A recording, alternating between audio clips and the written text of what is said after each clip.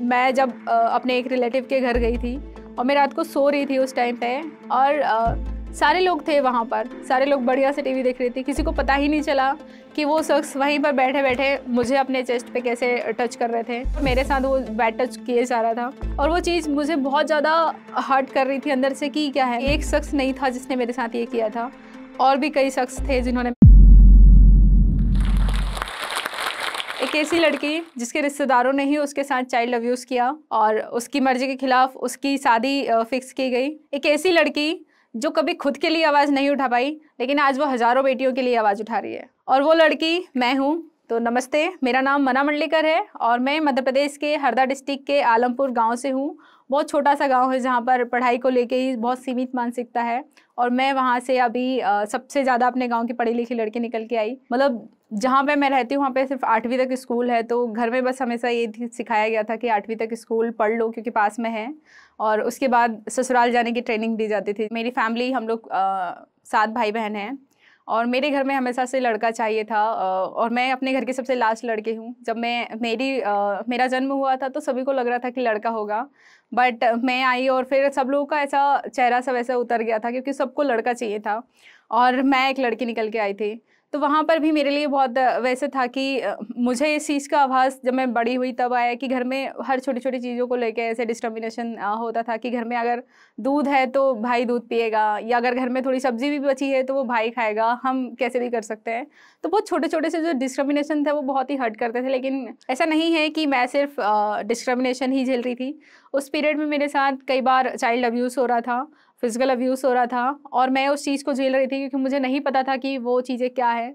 मुझे बुरा लगता था, मुझे हर्ट होता था, मैं उस जगह से भागती थी, लेकिन मुझे नहीं पता था कि इसका सॉल्यूशन क्या होगा, इसके लिए मैं कैसे क्या कर सकती हूँ। ना तो मैं ये बात अपने पेरेंट्स को बता पा रही थी, ना अपनी दीदियों को बता पा रही थी, और ना मैं अपने स्कूल टीचर या किसी को भी बता पा रही थी।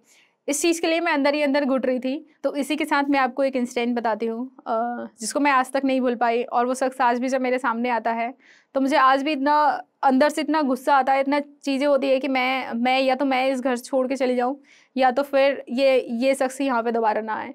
लेकिन वो चीज़ें हुई नहीं, और अधिकतर ऐसा ही होता है कि मैं जब अपने एक रिलेटिव के घर गई थी और मैं रात को सो रही थी उस टाइम पे, और सारे लोग थे वहाँ पर, सारे लोग बढ़िया से टीवी देख रहे थे। किसी को पता ही नहीं चला कि वो शख्स वहीं पर बैठे बैठे मुझे अपने चेस्ट पे कैसे टच कर रहे थे। मैं गहरी नींद में सो रही थी और मेरे साथ वो बैड टच किए जा रहा था।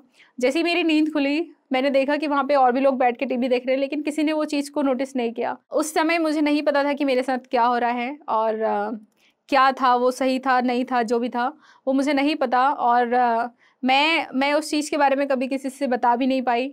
और बट मुझे आज भी वो सीन याद है, और आज भी मैं जब उस शख्स को देखती हूँ तो मेरे अंदर वो रोंगटे खड़े हो जाते हैं कि इसने मेरे साथ ऐसा कुछ किया। और कोई एक शख्स नहीं था जिसने मेरे साथ ये किया था, और भी कई शख्स थे जिन्होंने मेरे साथ ये किया। और ये मैं जब 16 साल की थी तब तक मेरे साथ ये होता रहा, लेकिन तब तक भी मुझे क्लियर नहीं पता था कि ये गुड टच है, बैड टच है, या क्या है, मैं कैसे निकल सकती हूँ इन सब चीज़ों से। उसका रास्ता मुझे अभी तक नहीं मिला था, बट मैं उन सब चीज़ों से दूर भागने लगी थी अपने घर में। उस रास्ते में जाना बंद कर दिया, उस घर में जाना बंद कर दिया, वो सारी चीज़ें मैं करती थी। तो 8वीं में जब मेरा पढ़ाई स्टॉप हुआ और मुझे आगे पढ़ना था लेकिन परमिशन नहीं थी, तो वो चीज़ें मेरे लिए भी बहुत मुश्किल था कि मैं कैसे घर वालों को कन्विंस करूँ कि गाँव से मुझे 5 किलोमीटर दूर जाना है, अकेले जाना है, पैदल जाना है। तो मेरे लिए ये भी एक लड़ाई की तरह ही रही कि मुझे अपने अधिकारों के लिए लड़ना है, और मैंने फाइनली अपने घर वालों को कन्विंस किया और मेरा 9th क्लास में एडमिशन हुआ। और ये रास्ता था मुझे, जहाँ पर मुझे अकेले जाना था, मुझे अपने आप को प्रूव करना था कि मैं कुछ कर सकती हूँ, या मैं भी पढ़ाई कर सकती हूँ, आगे बढ़ सकती हूँ। और जब मैंने घर वालों को कन्विंस किया, एडमिशन तो हो गया, लेकिन प्रॉब्लम ये आ रहा था कि अब मैं वहाँ पे जाऊँ कैसे, क्योंकि पैदल जाना एक थोड़े दिन के लिए ठीक था कि पैदल जाऊँ मैं, लेकिन जब मैं पैदल जा रही थी तब कई बार मेरे साथ ऐसा हुआ कि लड़के आ रहे, छेड़छाड़ कर रहे हैं, कुछ भी बोल रहे हैं, कोई कमेंट्स कर रहा है। गाँव के लोग मेरे घर वालों को जाके बोल रहे थे कि आप इसको क्यों आगे पढ़ा रहे हो, ये आगे बढ़ेगी, अगर कुछ हो गया इसके साथ तो फिर इसके साथ शादी कौन करेगा, या आपकी नाक कटा देगी। तो ऐसे बहुत सारे जो वर्ड होते हैं जो बहुत ही हमें तोड़ने वाले वर्ड होते हैं, ये वर्ड्स मेरे घर वालों को लोग बोल रहे थे, और जो मैंने इतनी मेहनत करके अपने घर वालों को कन्विंस किया था वो चीज़ें कहीं न कहीं मुझे वापस से बैक उसी रास्ते में लाके खड़ा कर रही थी कि फाइनली मुझे जब घर पे पापा ने बोला कि बस अब हो गया, अब आपके लिए लड़के के रिश्ते आ रहे हैं, और वो फाइनली किसी एक लड़के से मेरा एंगेजमेंट तय कर दिया। और मुझे बताया गया कि बस अब आपको स्कूल स्टॉप करना है और अभी आपको शादी की तैयारी करनी है। तो वो मेरे लिए बहुत ही मैं वहाँ पर एक बार फिर से टूट चुकी थी, क्योंकि मैंने बहुत मेहनत करके वो डिसीज़न लिया था कि मुझे आगे बढ़ना है और आगे कुछ करना है। लेकिन वहाँ पर मुझे लग रहा था कि मैं वापस उसी स्टेप पे आ गई हूँ जहाँ से मैं आगे बढ़ी थी। अब मैं क्या करूँ? अभी मुझे कोई रास्ता समझ नहीं आ रहा था। और मैंने मम्मी को फिर फाइनली उस टाइम पे मम्मी को बताया था, पापा को बताने की तो कभी हिम्मत नहीं थी। लेकिन मम्मी को बताया कि मुझे शादी नहीं करनी है, और अगर आप ज़बरदस्ती शादी करेंगी तो मैं सुसाइड कर लूँगी, क्योंकि मुझे ये वॉयलेंस वाली और ये ज़िंदगी मुझे नहीं जीनी है। क्योंकि मैंने अपनी दीदियों को देखा था जिनकी चाइल्ड मैरिज हुई थी, मैंने अपनी फ्रेंड्स को देखा था जिनकी चाइल्ड मैरिज हुई थी। बहुत ज़्यादा वॉयलेंस था मेरी फ्रेंड्स की लाइफ में, तो एटलीस्ट इतना ज़्यादा वॉयलेंस था कि मैं उसी से अटैच थी, और मुझे बहुत बुरा लगता था कि वो लड़की कैसे कैसे अपनी ज़िंदगी जी रही है। वो खुद इतनी छोटी है, वो एक छोटा बच्चा लेके आ रही है, उसके ऊपर से वो इतना घर का भी सारा काम कर रही है, और उसके बाद भी उसके साथ मारपीट हो रही है। तो वो चीज़ें मुझे बहुत ज़्यादा मुझे लगता था कि अगर मेरी शादी हुई तो मेरे साथ भी वही होगा। तो वो एक डर था जिसकी वज़ह से मुझे उस डर से भागना था। बट फाइनली मुझे वहाँ पर एक और जीत मिली, और मुझे वहाँ पर आगे पढ़ाई करने की मोहलत मिली, और मैंने अपना पढ़ाई फिर कंटिन्यू किया। 12th क्लास तक मैंने पास आउट किया। 12th में मैंने फर्स्ट डिवीज़न से पास किया, और इसके लिए फिर मुझे इसके आगे पढ़ाई करने के लिए मुझे कॉलेज जाना था। मेरे लिए कॉलेज में एडमिशन लेना इतना आसान नहीं था, क्योंकि मैंने परमिशन 12th तक की ही ली थी कि मुझे 12वीं तक पढ़ना है। बट चूँकि मैं फर्स्ट क्लास पास हुई थी, और मैंने अपने घर वालों को फिर कन्विंस भी किया था कि मेरी पढ़ाई का खर्चा मैं खुद उठा सकती हूँ, इसलिए अब मुझे बस परमिशन चाहिए कि मैं पढ़ लूँगी, और मुझे पढ़ना है, कुछ करना है, अपने सपने पूरे करने हैं। तो वहाँ पर मुझे पेरेंट्स का सपोर्ट ये तो मिला कि ठीक है, तुम पढ़ लो, तुम कर लो। लेकिन चैलेंजेस ये था कि तुम करोगी कैसे? तुम इतना 15 किलोमीटर जाना है, कैसे वो दूरी तय करोगी? कैसे वहाँ पर जाके अपनी कॉलेज की फ़ीस भरोगी? क्योंकि कॉलेज की फ़ीस 4000 से 5000 लगती थी, और 4000 अगर आप ये फ़ीस दे रहे हो तो 4000 रुपये तो होते ही नहीं थे। मेरे पास वहाँ तक जाने का 10-20 रुपये, जो 10 रुपये जाने के और 10 आने के 20 रुपये किराया लगता था, मेरे पास वो 20 रुपये नहीं होते थे, और 4000 फ़ीस भरना मेरे लिए पॉसिबल भी नहीं था। तो उस टाइमिंग में ये होता था कि मैं एज़ अ खेतों में काम करने जाती थी। 2 दिन तक मैं खेतों में काम करती थी। 100 रुपये 1 दिन का मिलता था, तो मैं 2 दिन तक खेतों में काम करती थी। 200 रुपये उसमें मिलते थे, और 200 रुपये में फिर मैं अपना किराया अफ़ोर्ड कर पाती थी। तो हर हफ़्ते में जिस दिन छुट्टी होती थी, या जिस दिन कोई काम जिस दिन मैं कॉलेज नहीं जा रही हूँ, उस दिन मैं खेतों में काम करने के लिए चली जाती थी अपने घर पे, अपने गाँव में, और उस पैसे से मैं अपना किराया अफ़ोर्ड कर पाती थी। जब मैं मेरी लाइफ में एक और टर्निंग पॉइंट तब आया, जब मैं कॉलेज में फर्स्ट ईयर में ही थी, और मैंने एक कराटे टीचर को देखा। जो मेरी कोच थी वो एज अ ट्रैक सूट पहन के आई थी, और मैंने पहली बार ट्रैक सूट देखा था। मुझे लग रहा था कि मुझे मतलब ऐसे ही बताया गया था कि लड़कियां लाइक सूट पहनना है, साड़ी पहनना है, या पूरे कपड़े आपको पहनना है। तो जब मैं वहाँ पे देखी तो मुझे बहुत ही अजीब लगा था कि मतलब कॉलेज में भी ऐसे कपड़े पहन के कोई आ सकता है, वो भी लड़की, उनके इतने बड़े बाल थे। तो मैंने जस्ट ऐसे अपनी फ्रेंड्स के साथ कमेंट्स कर दिया उनको कि कॉलेज में लोग कैसे-कैसे कपड़े पहन के आ जाते हैं। और वो बहुत ही अजीब था। उन मैडम ने मुझे देखा, लेकिन उन्होंने कोई रिएक्ट नहीं किया कि ठीक है, ये गाँव की लड़की है शायद, ये सोच के उन्होंने कोई रिएक्ट नहीं किया। और उसके बाद फिर मुझे मेरी फ्रेंड ने बताया कि तूने जिन लड़की को कमेंट किया है, वो यहाँ की टीचर हैं, और वो कराटे सिखाती है। तो कराटे के बारे में मुझे ज़्यादा कुछ पता नहीं था कि कराटे क्या होता है। बट जब मैंने वहाँ पे लड़कियों को एक्सरसाइज करते हुए देखा, वहाँ पे जब मैंने उस मैडम को प्रैक्टिस करते हुए देखा, जब वो किक चला रही थी और वो ऐसे स्ट्रेचिंग खोला था, तब मुझे लगा कि कराटे मतलब ये लड़कियां भी ऐसे कर सकती है। क्योंकि मैंने तो सिर्फ मूवी में देखा था, जिगर मूवी में देखा था अजय देवगन की, जब मैं मूवी देख रही थी कि वो उन्होंने कैसे प्रैक्टिस किया था। तो मेरे लिए वो बहुत शॉकिंग था कि लड़कियां भी ये सब कुछ कर सकती हैं। तो मैंने जस्ट वो मैम से बोला कि उनको जाके सॉरी भी बोला, और उनको बोला कि मुझे भी सीखना है। और बहुत अच्छी बात थी कि उन्होंने मुझे बिना कोई रिएक्ट किए, या बिना मुझे डांटे, या बिना मुझे कोई जज किए, उन्होंने बोला कि ठीक है, आप आओ क्लासेस में। और मैंने वहाँ पे क्लासेस ज्वाइन की, कराटे करना स्टार्ट किया। पर वहाँ पर एक चीज़ थी कि वहाँ पे सिर्फ 1 घंटे आधे घंटे की क्लासेस होती थी, तो मैं इतना ज़्यादा सीख नहीं पा रही थी। और मुझे उस टाइम पे बहुत ही अच्छा लग रहा था कि मुझे लग रहा था मैं जो भटक रही हूँ इधर उधर, कि मुझे क्या करना है, कैसे अपनी आइडेंटिटी बनानी है। क्योंकि ये मेरे लिए बहुत ही यूनिक था कि कराटे करना, एक लड़की होकर मैं मार्शल आर्ट जैसे खेल में आ रही हूँ। तो वहाँ पर मुझे वो एक यूनिकनेस लग रही थी, और मुझे लग रहा था कि मैं ये कर सकती हूँ। तो वहाँ पर मैंने फिर मैम से ही बोला कि मुझे और सीखना है। तो मैम ने मुझे रिकमेंड किया कि आप यहाँ हमारे यहाँ पे रितेश तिवारी सर हैं और वो फ्री ऑफ कॉस्ट गर्ल्स को सन 2000 से ट्रेनिंग दे रहे हैं कराटे की। तो वो मेरे लिए बहुत ही अच्छा था कि जो हमारे सर थे वो एक लड़के होके फ्री ऑफ कॉस्ट लड़कियों को ट्रेनिंग दे रहे हैं। तो उन्होंने मुझे बहुत इंस्पायर किया था जब मैं उनसे फर्स्ट टाइम मिली और उन्होंने जब वो सेशंस ले रहे थे लड़कियों के साथ मिल के, तो वो पूरा बता रहे थे कि गुड टच बैड टच क्या होता है, आपको रोड पे कैसे सेफ रहना है, आपको जब आप घर में सबसे ज़्यादा वायलेंस घर में होता है, बहुत सारी चीज़ें उन्होंने उस टाइम पे बताई थी। वो एक सेशन जब चल रहा था और वो मेरे लिए बहुत ही अजीब था और बहुत अलग भी था कि यहाँ पर हमें सिखाया जाता है कि ये बातें किसी से नहीं कहनी है। और मैं जिस प्लेस में आई हूँ, जिस कराटे सेंटर्स में आई हूँ, यहाँ पे लड़कियाँ लड़के सभी हैं और यहाँ पर ये चीज़ें बातें खुल के हो रही है और मुझे सिखाया भी जा रहा है कि मुझे सेफ कैसे रहना है। तो वो मेरी लाइफ का एक टर्निंग पॉइंट बना। मैं वो सर से बहुत इंस्पायर हुई और मुझे लगा कि ये सब चीज़ें मेरे साथ इतने सालों से हो रही थी और मैं उस चीज़ का कभी आंसर कर ही नहीं पाई। मैं उन सब चीज़ों से दूर भागती रही कि अगर यहाँ पे हो रहा है तो मैं वहाँ नहीं जा रही, वहाँ पे हो रहा है तो मैं वहाँ नहीं जा रही। कई बार मैं घर के अंदर रुक जा रही, कई बार ऐसी सिचुएशन भी आई जहाँ पर मुझे लगा यार बस बहुत हो गया। मुझे लगता था कि मैं ना ज़िंदगी को छोड़ देती हूँ, या मम्मी पापा जो बोल रहे हैं या शादी करने के बोल रहे हैं, मैं शादी करके ससुराल चली जाती हूँ। कई बार मैं हार जाती थी, लेकिन जो सर थे वो हमेशा मुझे मोटिवेट करते थे और वो उनके मोटिवेशन की वजह से मैं अपनी लाइफ में और आगे बढ़ रही थी। और वही मोटिवेशन जो मुझे मिल रहा था कराटे से, मैंने सोचा कि ये मोटिवेशन मुझे तो मिल रहा है यहाँ पर क्योंकि मैं इतनी दूर आ चुकी हूँ, लेकिन इस मोटिवेशन को मैं वापस अपने गांव तक कैसे लेके जाऊँ जहाँ पर वो लड़कियाँ, जब मैं पीछे पलट के देख रही थी कि वो लड़कियाँ अभी भी वहीं पर हैं।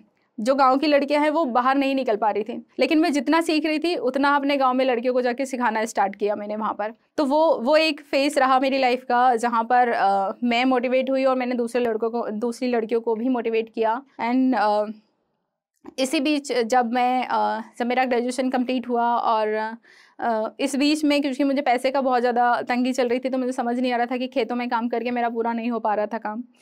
तो मैंने अलग अलग जॉब ज्वाइन करी। मैंने ज़िला पंचायत में जॉब ज्वाइन की, मैंने ज़िला पंचायत में भी जॉब किया। वहाँ पर भी एक इंसिडेंस हुआ कि जब मैं जॉब कर रही थी तो मेरा जब कंप्लीट हो गया, मेरे वहाँ पे 40,000 रुपये अटके हुए थे और पैसे अटके हुए थे। मैं अधिकारी से बात कर रही थी कि मेरा अटेंडेंस पूरा है, मैंने उसको अपना पूरा रिपोर्ट सबमिट किया था उनको। लेकिन वहाँ पर जो एक थर्ड पर्सन थे, उन्होंने मुझे कहा कि अगर आपको अपने पैसे वापस चाहिए तो आपको जो मैडम हैं उनके हस्बैंड से मिलना पड़ेगा।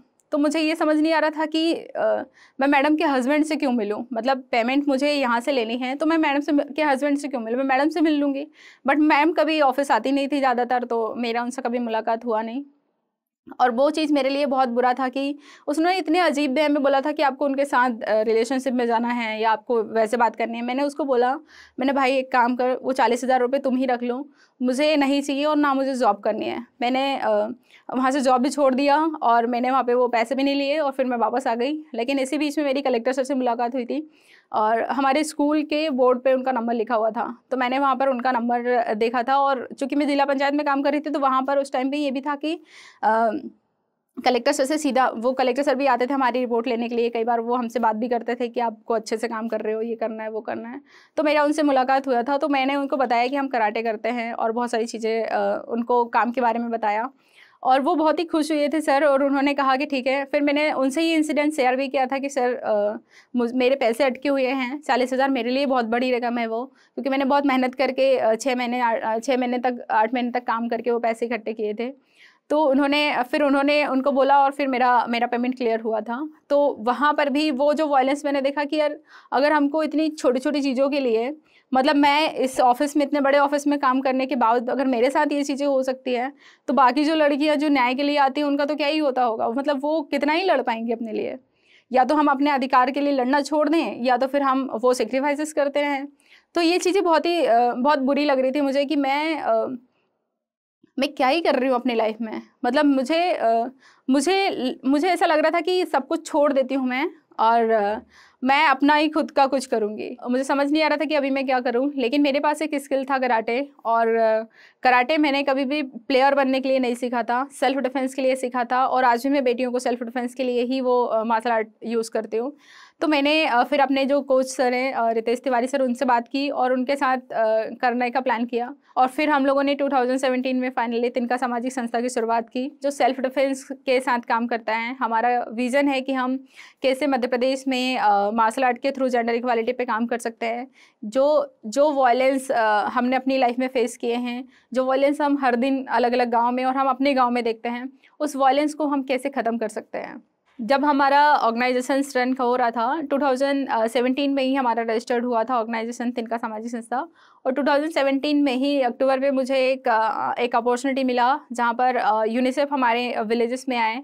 और यूनिसेफ का बहुत बड़ा रोल रहा है मुझे अपने गांव से उठा के इंटरनेशनल लेवल तक लेके जाने तक, क्योंकि उन्होंने मेरा स्टोरी सेलेक्ट किया और मुझे फिर Delhi international girl child day के मौके पर मुझे अपना स्टोरी पब्लिक मतलब दुनिया को दिखाने का मौका मिला था।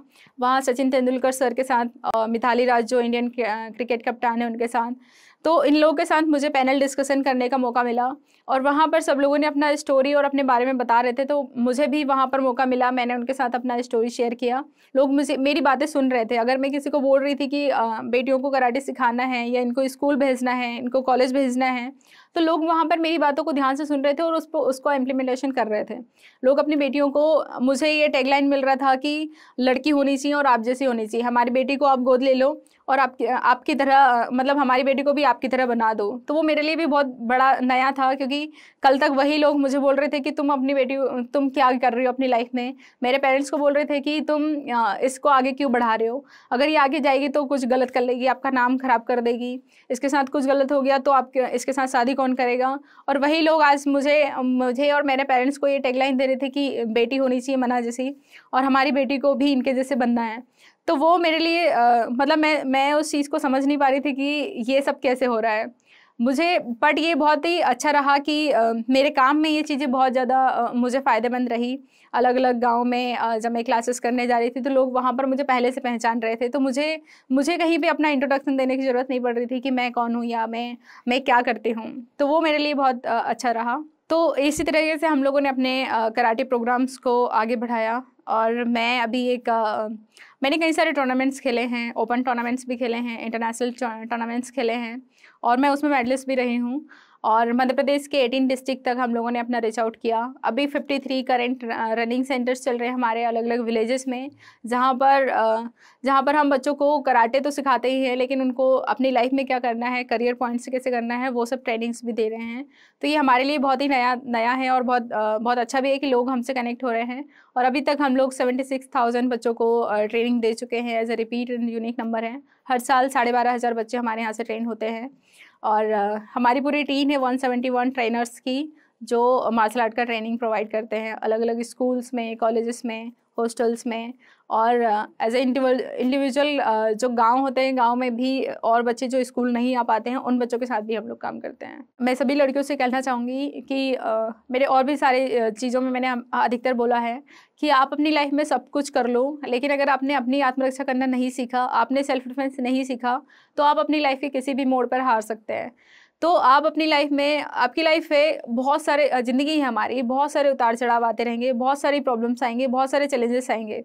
बट कभी भी उन चैलेंजेस से डर के आप घर में बैठ जाओ, ये सही नहीं है। आपको अपने अधिकारों के लिए लड़ना होगा, क्योंकि जब आप लड़ेंगे तो आप बाहर निकल पाएंगे। जैसे मैं हूँ, अगर मैं यहाँ पे आ सकती हूँ इतनी चीज़ों को फेस करते हुए, तो आप भी आ सकते हैं। और मेरी स्टोरी से अगर आपको थोड़ा सा मोटिवेशन मिलता है, तो आप अपने अधिकारों के लिए लड़िए और बाहर निकलिए और अपने सपने को जीने की कोशिश कीजिए। आप ज़रूर जीतेंगे। थैंक यू दोस्तों, आज मुझे यहाँ पर अपने आप को अपने मंच दिया, मुझे यहाँ पे बोलने के लिए। और मैं इस मंच से आपका थैंक यू बोलना चाहूँगी कि आप इतनी सारी इंस्पायरिंग स्टोरीज़ को ढूंढ के लाते हैं और लोगों के सामने रखते हैं, क्योंकि ये स्टोरीज़ होती है जिसको सुन के लोग अपनी लाइफ में डिसीजंस लेना स्टार्ट करते हैं। तो thank you so much, thank you again. किसी से पूछा गया वुमेन एम्पावरमेंट क्या है। किसी ने बोला अपने पैरों पर खड़ा होना, तो किसी ने कहा खुद के फैसले खुद से लेना, जिसका एक ही मतलब है फाइनेंशियली इंडिपेंडेंट होना। ये मैसेज उन सभी महिलाओं के लिए है जो फैमिली और फाइनेंशियल चुनौतियों के बाद भी अपने लिए, अपने परिवार के लिए, अपने बच्चों के लिए कुछ ना कुछ करना चाहती हैं। अगर आप चाहती हैं तो सब कुछ संभव है। पर जरूरत है तो सिर्फ आपके जुनून की, आपके डिसीजन की और जोश की। हमें पता है हम काबिल हैं, पर घरेलू काम और पारिवारिक जिम्मेदारियों ने हमें इतना जकड़ा हुआ है कि खुद के सपने पूरे करने का कभी मौका ही नहीं मिला। तो आइए अपने हालातों को हराकर जुड़ते हैं जोश talks jobs for women course के साथ। ये कोर्स उन सभी काबिल औरतों के लिए है जो घर पर बैठकर काम करना चाहती हैं और महीने के महीने एक इनकम अर्न करना चाहती हैं, फाइनेंशियली इंडिपेंडेंट बनने के लिए। अब खुद को रोकने का नहीं बल्कि आगे बढ़ने का समय है। पर कैसे, ये जानने के लिए नीचे दिए गए लिंक पर क्लिक करें।